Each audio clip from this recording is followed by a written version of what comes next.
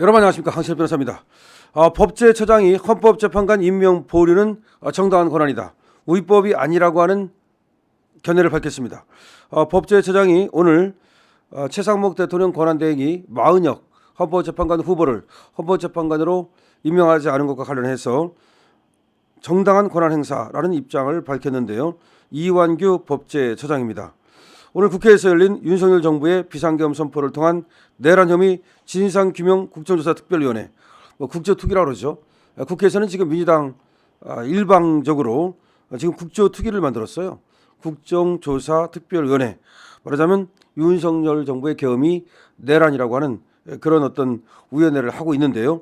여기에 출석한 이완규 법제처장은 헌재 재판관 임명에 대한 법적 의무가 있느냐는 국민의힘 주진우 의원의 질의에 헌법재판소에서 최 권한대행의 임명 보류 조치를 우위법이라 판단할 것이라고 믿지 않는다라고 말했습니다.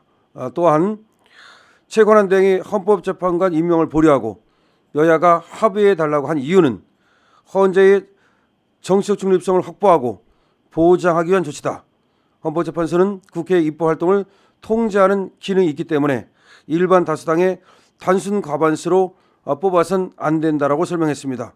그러면서 헌법재판관은 국회 전체 의사가 포함된 사람을 뽑아야 국민 대표성이 인정된다고 강조했습니다. 그렇죠. 헌법재판소가 뭐 하는 겁니까? 만약 국회가 법률을 잘못 만들었을 때, 우연 법률을 만들었을 때 그 우연 법률 심판, 그게 가장 중요한 겁니다. 헌법재판소에서 하는 역할 중에서 가장 중요한 것이 국회 통제입니다. 국회가 말이죠, 일방 독주로 우연적인 법률을 만들었다. 그러면 그거를 제재해야 될 거 아닙니까? 그게 가장 중요한 거예요. 국회 통제. 그렇기 때문에 국회를 통제하기 위해서는 어느 한 당의 일방적인 그런 의사로 헌법재판관을 임명하면 안 되겠죠. 그런데 마은혁은 어떻게 된 겁니까? 지금 민주당의 일방적인 독주로 지금 임명하겠다는 거 아닙니까? 그건 안 되죠. 그렇게 되면 말이죠, 헌법재판관이 나중에 우연법률 심판을 해야 되는데, 또 탄핵 심판, 권한쟁의 심판, 이런 중요한 것들을 해야 되는데 헌법재판관이 어느 한 당에 편들 수 있겠죠. 다시 말하면 마은혁이 말이죠, 이번에 민주당의 도움으로 그렇게 일방적으로 헌법재판관이 된다면 마은혁은 민주당에서 만드는 법안에 대해서는 우연법률이라고 하지 않겠죠. 그렇기 때문에 중요한 것이 합의라는 겁니다.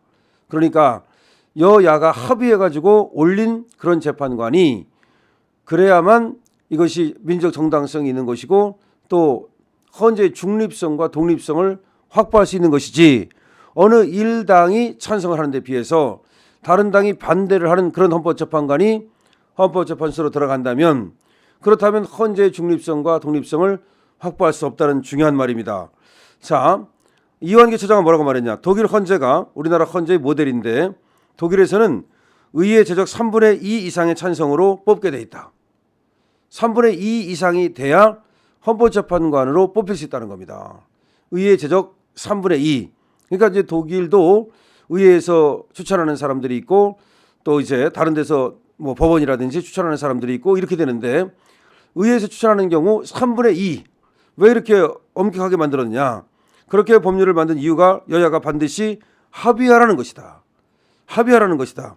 이어 그런 대통령의 권한대행의 임명권 행사는 결국 대통령의 임명권 행사, 권한대행의 임명권 행사도 결국 대통령의 임명권 행사라면서 헌법이 대통령한테 부여한 임명권을 국회가 선출하면 무조건 서명해야 한다는 식으로 해석하는 것은 납득하기 어렵다. 그것은 대통령의 임명 권한인데 국회가 추천했다 해서 거기 무조건 사인하라? 그건 안 된다. 또 이완규 처장은 안규백 국조특위 위원장이 헌법재판관 선출 과정에서 여야 합의가 이루어졌고 절차에 따라 청문회가 이루어졌다고 지적하자 실질적 합의가 안 됐다. 실질적 합의가 돼야 된다. 국민의힘은 청문회에 참석하지 않았다고 답변했다. 그다음에 이완규 처장은 실질적으로 합의가 되느냐는 표결 시점으로 판단해야 할 것이고 표결 시점에 합의가 있었는가는 아마 헌재 심리에서 판단하게 될 것이다. 그것은 저한테 묻지 마시라.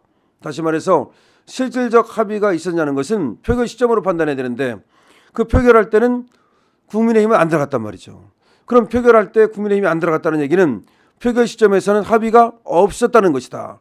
따라서 마흔여기를 헌법재판관으로 임명하기로 하는 여야 합의가 없었고, 여야가 합의가 없는 상태에서 민주당의 독주로 민주당만이 마흔영을 갖다가 헌법재판관으로 추천을 했고, 그렇다면 여기에 그 최상목 대통령 권한대행이 서명을 해야 될 임무가 없다. 다시 말해서 마흔역을 갖다가 국회가 추천했다는 이유로 그거를 반드시 임명해야 되는 것은 아니다.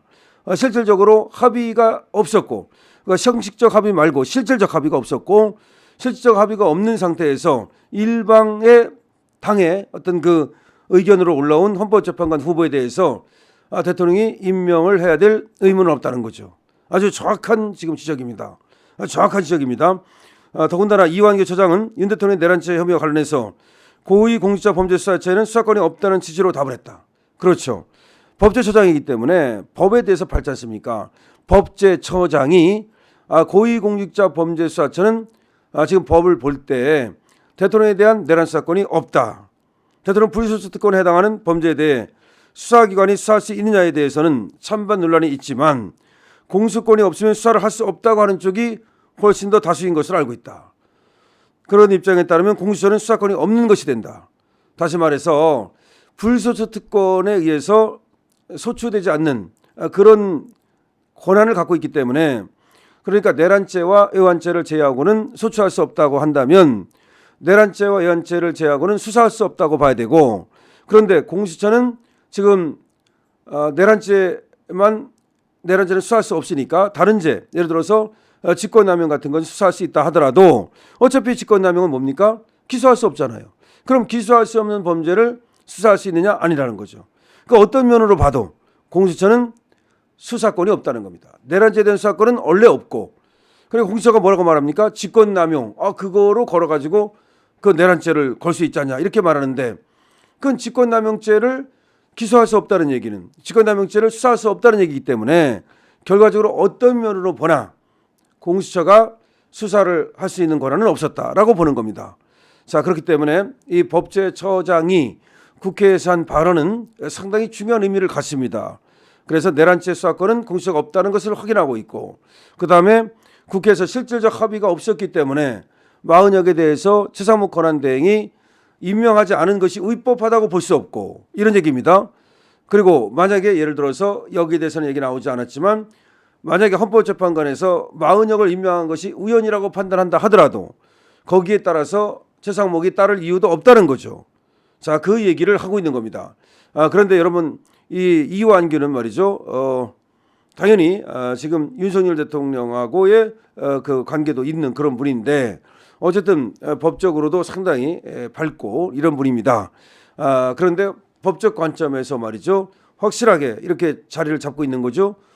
특히 말이죠, 이 국조특위라고 하는 것이 민주당이 주도가 돼가지고서 마구 자기들끼리 끌고 가는 그런 곳인데, 여기 나가서 소신을 밝히면서 법적 어떤 관점에서 유권 해석을 한 것이라고 볼 수가 있거든요. 그래서 상당히 의미가 있다고 볼 수가 있습니다. 자, 어쨌든 간에 지금 국회에서는 국조특위라 해서 국정조사특별위원회가 열리고 있어요. 이 국정조사특별위원회가 뭐냐면 이 계엄을 내란으로 이제 끌고 가려고 민주당이 끌고 가는 겁니다. 그래서 사실은 여기에 또 윤 대통령도 뭐 증인으로 부르고 했는데 윤 대통령 거기 나가진 않았습니다만은, 그래서 여기가 선전선동을 해서 광을 팔려고, 그러니까 계엄이 내란이라고 이렇게 국회 차원에서 이걸 또 방송을 하면서 생방송을 하면서 그렇게 하고 있는 겁니다. 다만 이게 좀 묻혔어요. 왜 묻혔습니까? 윤석열 대통령 탄핵 심판이 워낙 큰 비중이다 보니까 국조특위가 다 묻혀버린 거야. 이것도 윤석열 대통령이 직접 나가는 효과입니다. 윤석열 대통령이 직접 나가지 않고 만약에 사실상 포기를 한다면 이런 것들이 윤석열 대통령이 안 나가면 탄핵 심판도 별로 그렇게 각광을 받지 못해요. 그렇게 되면은 오히려 국조특위가 각광을 받으면서 국조특위가 선전선동 효과를 거두겠죠. 근데 윤석열 대통령이 직접적으로 이렇게 이제 탄핵 심판에 나가면서 그쪽이 조망되다 보니까 그쪽이 또 확실하게 방점이 찍히다 보니까 다른 것들을 묻히고 있는 효과도 있다는 말씀을 드립니다. 오늘 윤석열 대통령이 나가서 말이죠, 이 탄핵 심판에 대해서 무슨 얘기를 했냐면은 이게 호수 위에 뜬 달 그림자를 쫓아가는 것 같다. 아니, 호수 위에 뜬 달 그림자 쫓아간다 그래서 그게 달입니까? 아니잖아요. 허상이잖아요. 마찬가지로 실체가 없는데 마치 이 허상을 쫓는 것 같다. 즉 계엄으로 인해서 뭐 피해도 없고 계엄으로 인해서 벌어진 어떤 일도 없는데 아무 일도 일어나지 않았다. 아무 일도 일어나지 않았다. Nothing happened. 그런데 뭐가 있는 것처럼 일어난 것처럼 호수 위에 달 그림자를 쫓고 있지 않느냐. 아주 멋진 말이죠.